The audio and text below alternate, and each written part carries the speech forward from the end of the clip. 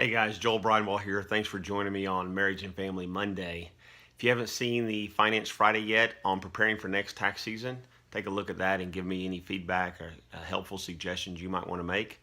I'll be dealing with Select a Bible Topic Tuesday next time, so give you a chance to vote on some different topics. But on this Marriage and Family Monday, I want to deal with how to maximize your time with your children on talking to them about spiritual truths.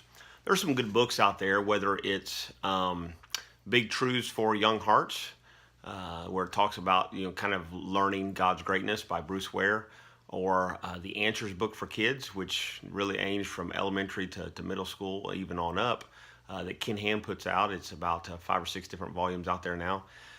You can use those, or you can use other books and other good resources. But you really just think about all the opportunities you see throughout the day, especially when you're with one or more of your children, and you are out and about, and you see someone showing kindness to someone else.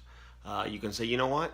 Did you see that kindness? Or maybe even brag on them for their kindness and say, God's love is kind. And 1 Corinthians 13 talks about God's love, the agape, unconditional kind of love that He has for us and we ought to show toward others.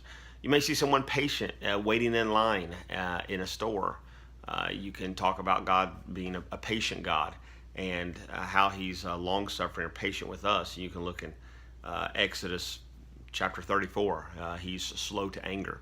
And just look for those opportunities where you might see a characteristic that you really want to see your child emulate and continue to model. And you may compliment on them or say, hey, we just saw someone that showed great joy at the birth of a new baby. And you can say, well, you know what? God tells us to rejoice always in the Lord.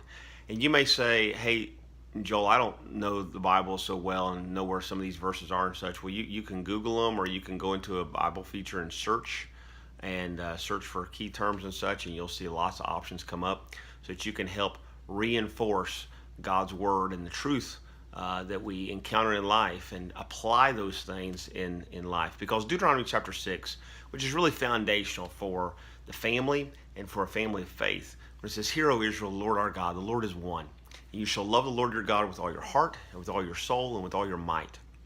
And then it goes on to say, and you shall teach these things diligently to your children.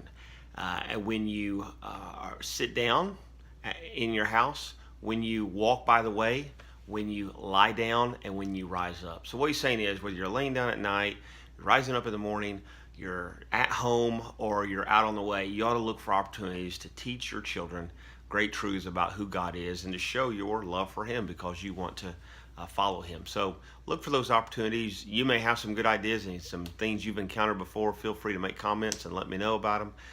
But just keep passing on the faith and look for those chances. So God bless you in your efforts, and I'll look forward to talk to you again soon.